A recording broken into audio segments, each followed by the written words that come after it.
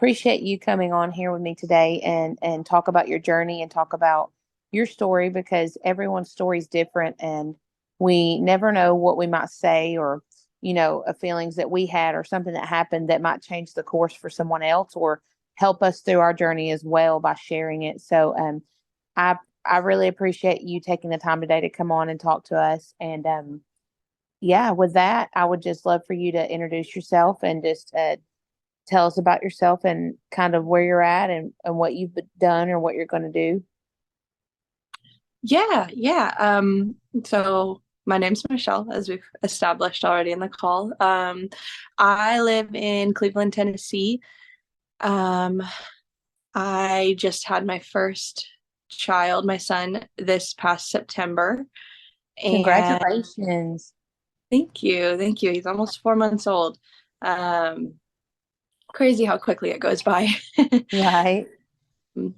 And a little bit further back than having my son, me and my husband have been together since high school. We went to high school and met in, we actually lived in Washington State, and then we moved here about a year and a half ago. Oh, that's Um, neat. yeah, so, and then, yeah, about uh, 4 months after I moved here, I got pregnant. And I started out, the traditional route of getting, you get pregnant, you set up an appointment with an OB, you do Hmm. the thing that you basically are like, this is what I'm supposed to do. And I decided around 12, 13 weeks or so that I wanted to go the home birth route and started looking for a midwife. Oh, So that's interesting. And that's a lady I had yesterday. She also did the same thing. So that's interesting that you, started out just doing like, I guess what we'd say routine, just what everyone else kind of does. And then you kind of start learning and you change your mind. I think that's interesting. yeah.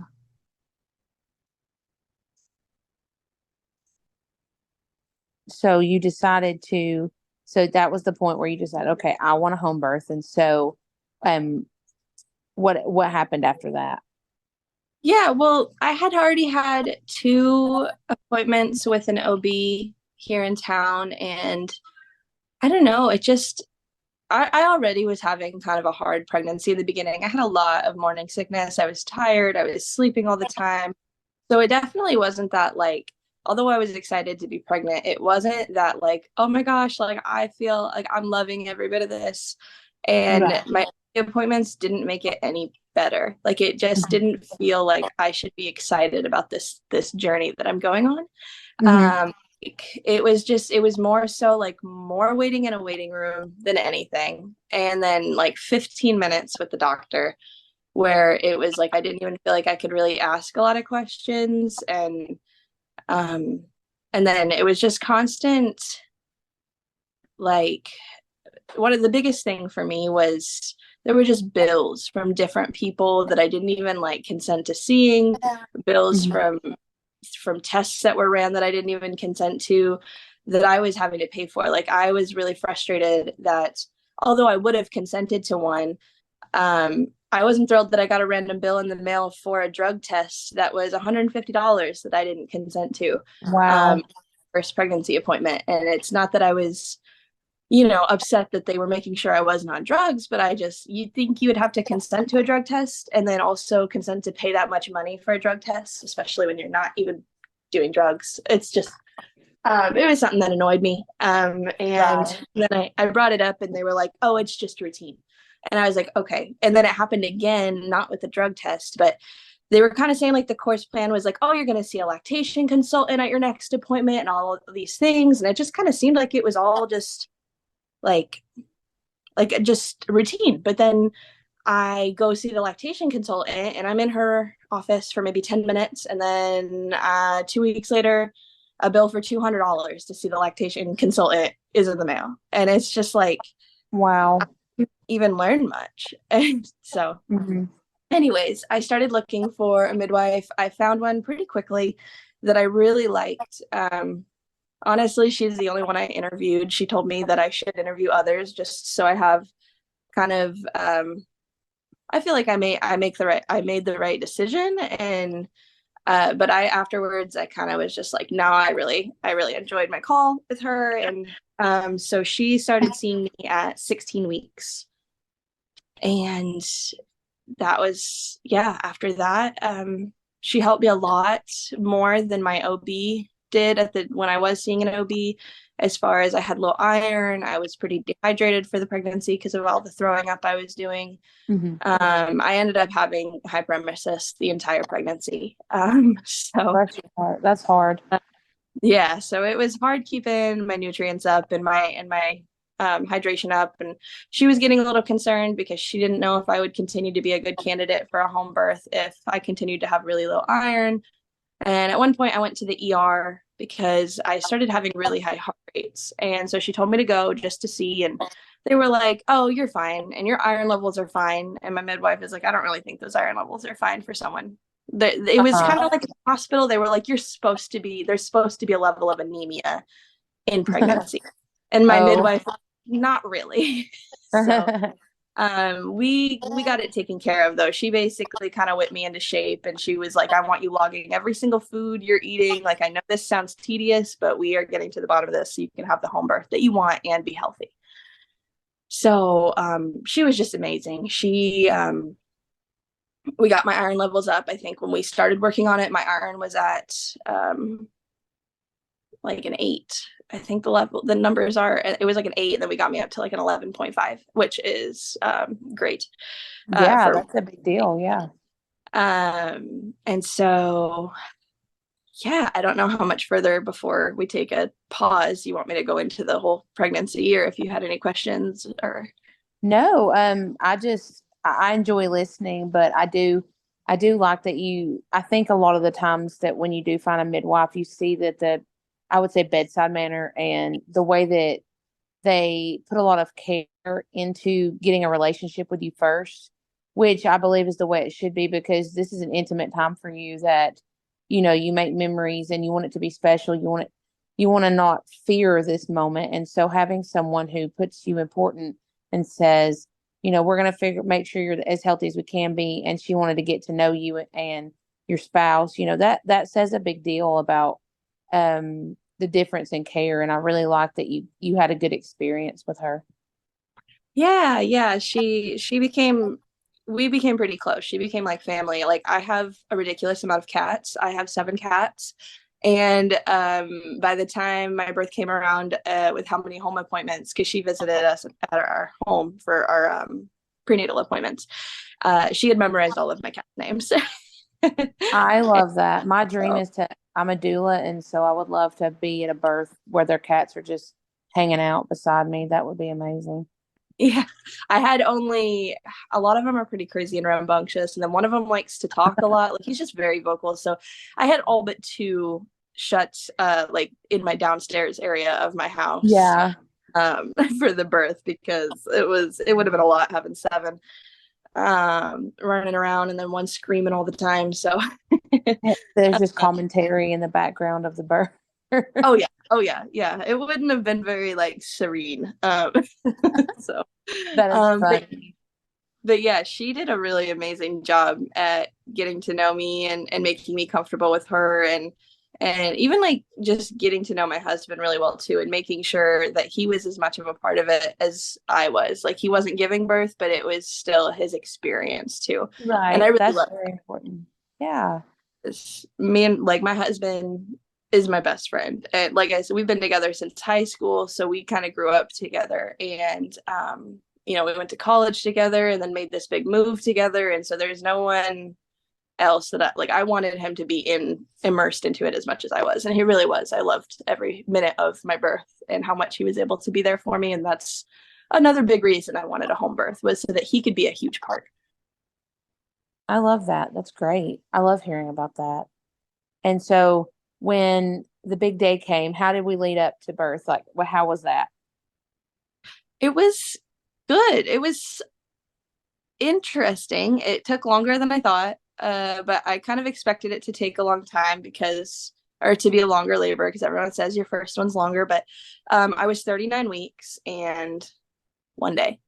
When I and the whole time, like, this at this point, like, I'm doing everything I can to get this baby out. I'm using the yoga ball, I'm expressing colostrum, I'm doing everything. And I'm still like, I have a really close friend who had a home birth with my midwife the February or January before. And she went to 42 weeks.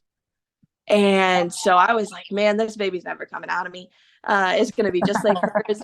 I don't know why I'm doing all this, but he came at 39 weeks, and it was a very slow lead up. I had a lot of time to prepare. I woke up so he was born on Wednesday, September 27th. So he didn't make it to his October due date.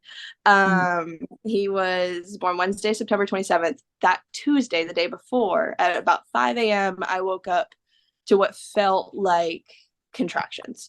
Very, very spaced apart, though. They were about an hour apart.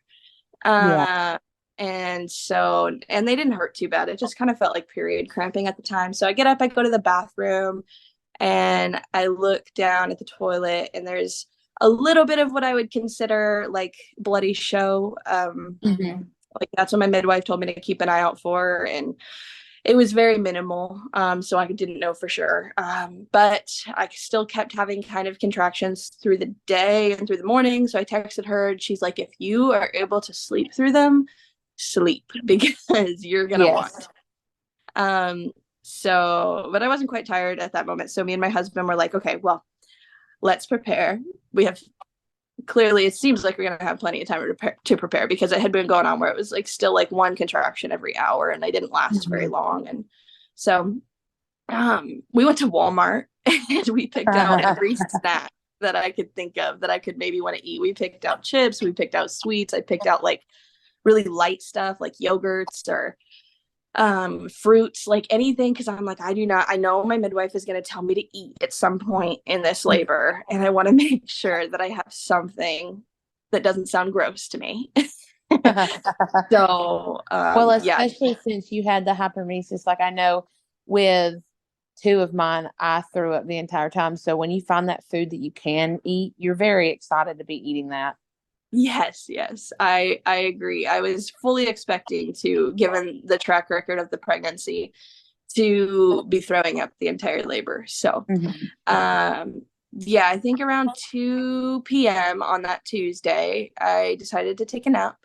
I woke up from my nap a couple hours later around dinner time, annoyed that it was still like very spaced apart contractions. Nothing is moving any quicker. And it was going very slow. And by about 10 p.m. that night, I texted my midwife. I said, I don't know. They're just still staying very spaced apart. She's like, just sleep. I'm going to sound like a broken record. Just sleep, because things like to kick up at night. So go ahead and go to sleep. And about midnight that night, it just went 0 to 100. Like, they became about 3 minutes apart, lasting about 30 seconds.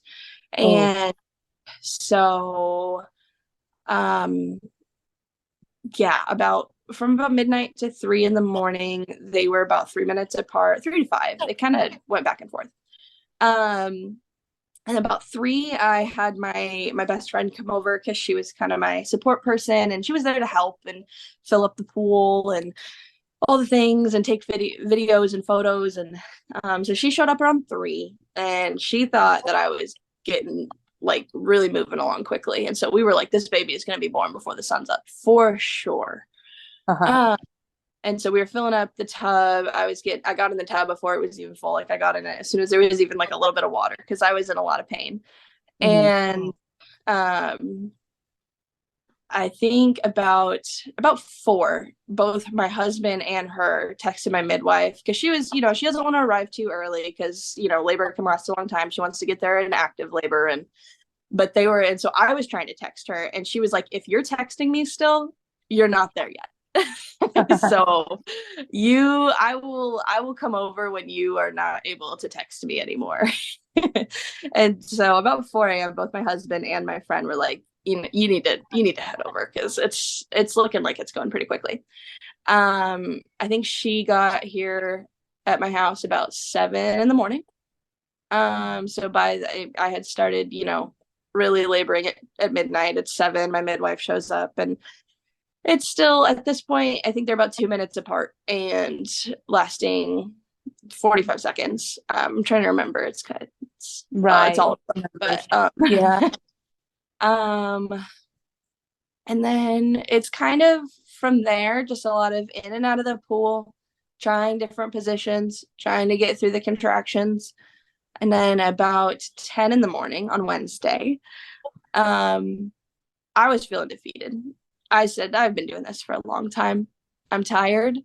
Um, I don't want to do this anymore. Can you, I asked my midwife a question that she doesn't really think cervical checks are super helpful. Understandably, there's different opinions on them. Yes. But I was like, just check, please. Please, I just need to know where I'm at. I've been doing this for a long time, and I just want to see if there's any, like, where I am progress wise. She's like, it's not going to help because you could be a 5 now and then a 10 in an hour. But I'm like, just check. And so she checked for me, and she said, generously, I think you're at a 4. And I was like, well, guys, let's go to the hospital. I can't do this anymore. So I was like, this is enough. Um, and she was like, you don't want to do that, but whatever you want to do, whatever you choose to do, like, I support you. This is your birth. But I just know that, things could change in even as little as a half an hour.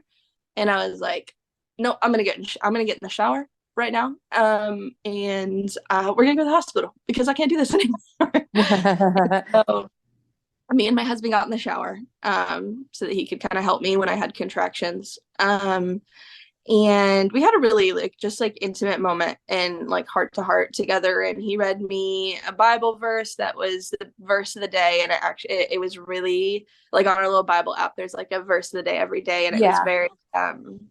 it was very inspirational. It was a psalm, and it was about how I'm trying to remember it by like word for word, but it was about like how things can seem worrisome in the night, and then like the joy comes in the morning. Oh, Uh, I love that. and so I decided after the shower, and we decided in the shower. He said, well, what is holding you back from going to the hospital right now? Like, what is conflicting?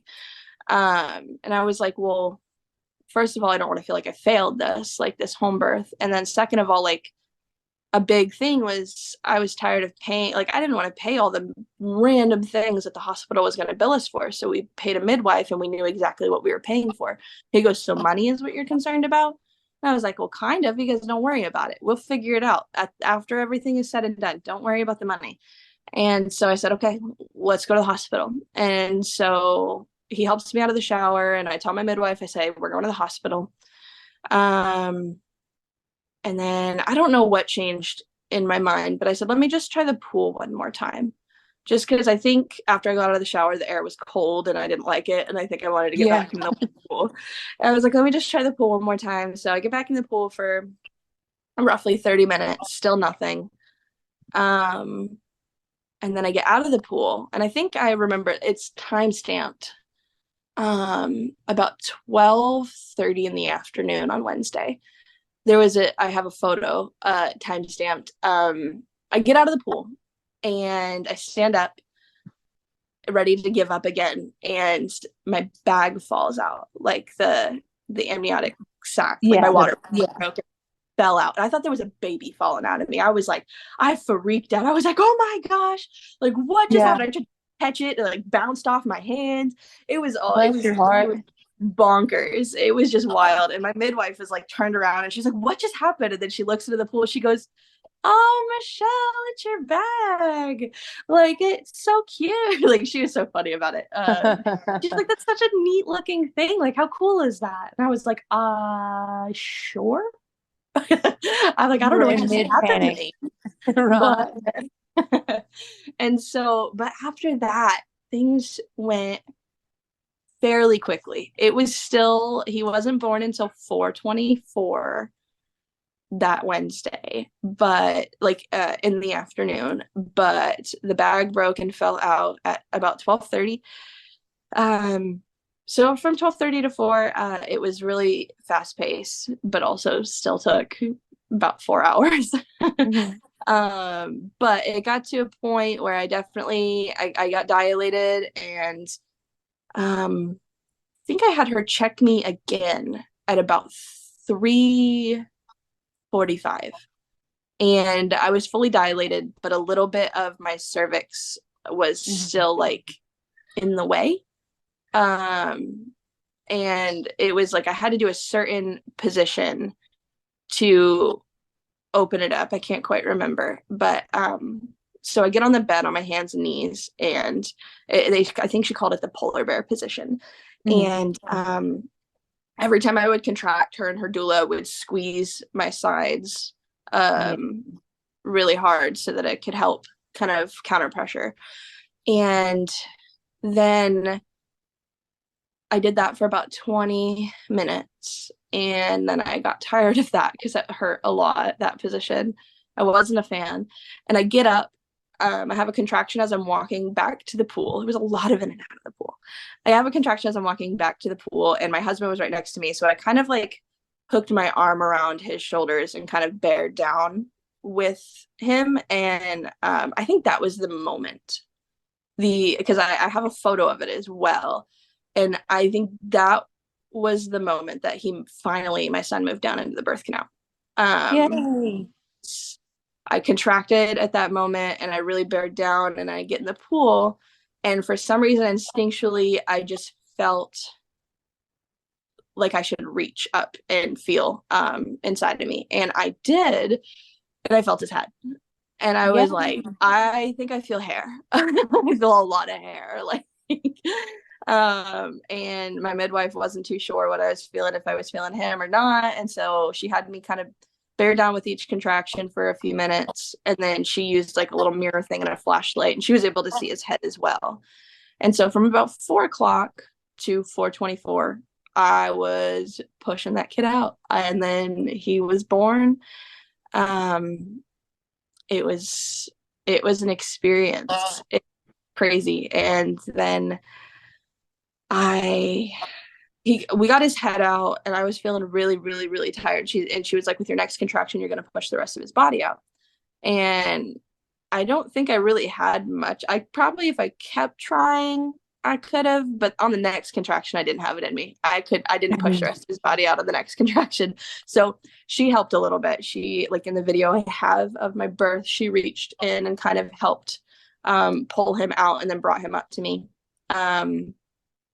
Because I was just so tired. And so, yeah. And then I held him in the pool for a while the cord was doing its thing. And then um, it was a really short cord. So it was really awkward. I had it was an awkward angle. I was having to hold him because my cord was ridiculously short. Mhm. And then eventually she helped me out of the pool. I had to have my husband hold my son because I couldn't stand straight up and hold him because of the cord being so short. So we had to like hover him at a certain Mhm. height. And then we got into the bed, and we got him latched. I birthed the placenta, and then I did tear in 2 spots, very like first-degree tears. Um, and I did a lot of, during pregnancy, I wanted to avoid tearing. So I did a lot of the perineal stretches. Yeah. Um, and I didn't tear once in my perineal area. That she said that area looked beautiful. I tore the side of my labia, which I didn't expect. I think for next pregnancy, I'm going to try to stretch the entire area. And I tore up, like towards my clitoris. Bless your It, heart. yeah. It didn't hurt as bad as I expected, though. Like, I just kind of, you're overwhelmed with all the emotions and the hormones and everything. Right. The only thing that sucked was when I was in the pool, I kept telling her, I'm like, when can we, like, I want to let the cord pulse for as long as possible and get him all that blood. But holding him up to me, the cord was like pulling and tugging upwards on that tear that I had upwards. And Right. because it was so short. And so I was like, this hurts to hold him.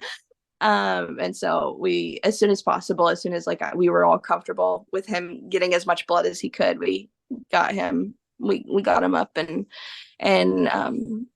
did all the things. I can't really remember what order everything happened in, but Yeah. and then yeah, so she stitched me up. I was in a good mood by then. My husband took my son to the living room, and we were listening to Fergalicious while she stitched me up because I had this whole plan that I was gonna have like this fun like hip hop labor playlist that was gonna get me hyped for labor, and that was absolutely not what happened. I did not want to listen. But when I was getting stitched up, when I was all happy, it was time for the playlist to come in, and so we were listening to Fergalicious. I love that. The Black Eyed Peas get to welcome in the baby. I love that. Oh yeah. And so it was great. Her and her doula stayed until I want to say they were there until about 9:30 at night. Um and they cleaned up, they did everything, they did the dishes, they got all my laundry into my washer downstairs, cleaned up the pool, got everything. It was great. I didn't have to worry about anything. Yeah.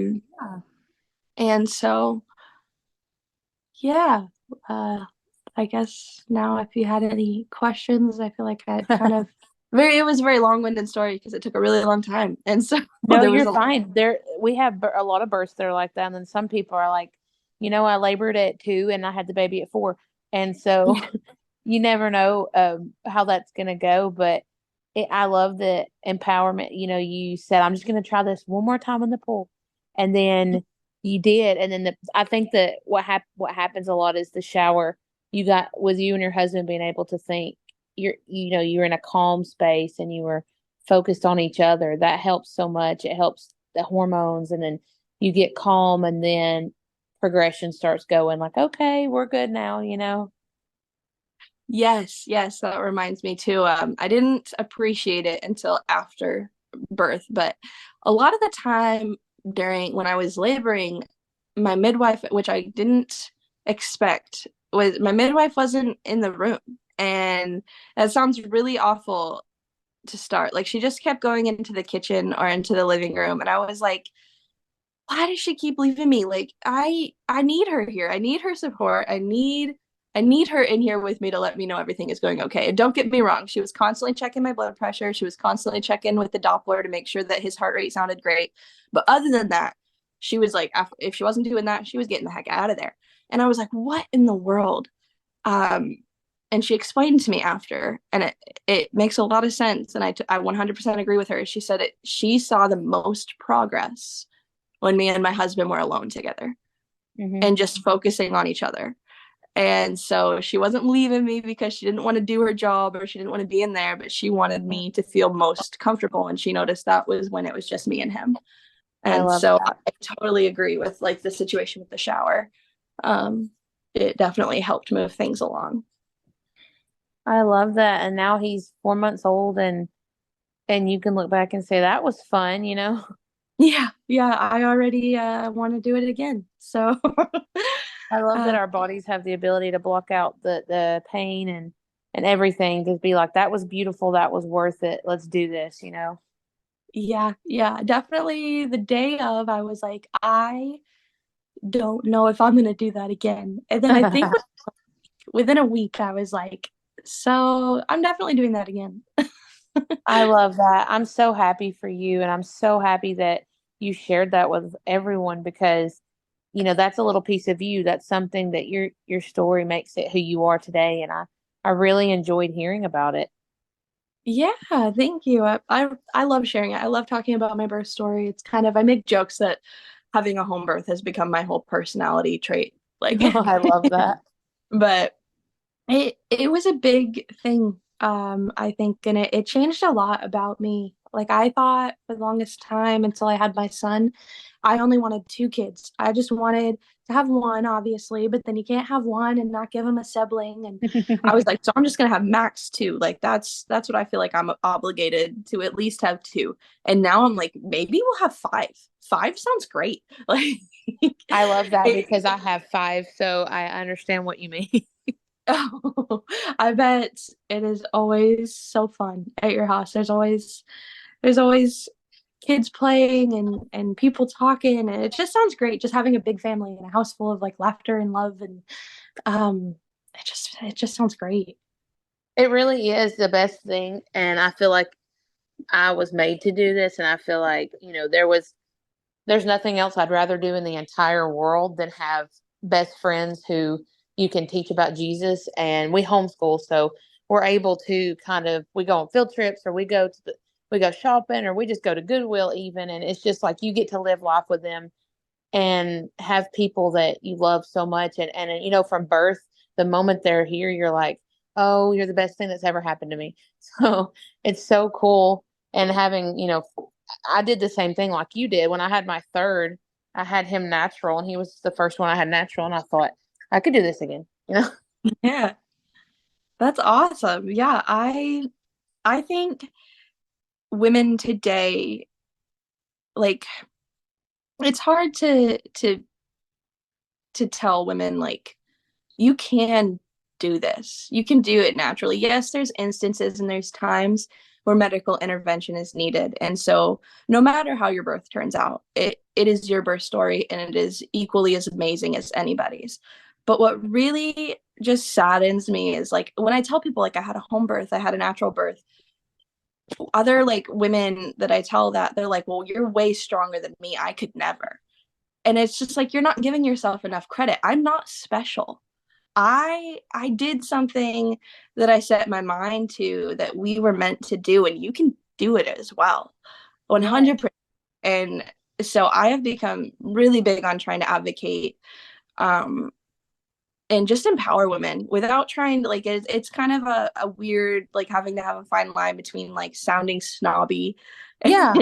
and like, because a lot of people have, you don't want to make any woman who had a birth experience, that, like, maybe they had a C-section or they had a medicated hospital birth, that just because I say that you absolutely can have a natural birth or have a home birth if you set your mind to it, doesn't mean you're any less of a mother or a woman if you don't. But Yeah. I feel like sometimes it's hard to get that point across.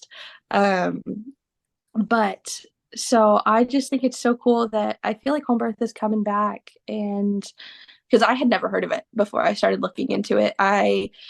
Um I didn't know women could still have birth at home Yeah. even a year ago. So, like, and then after I had started looking into it and stuff, I found this whole community, and I'm like, wow, women are doing this. And I think the more of us that do, the more we can teach other women and empower them, and at least give them, let them know that it's a possibility. Even if they don't want to do it, they Yeah. can at least know it's possible. And I think that's amazing.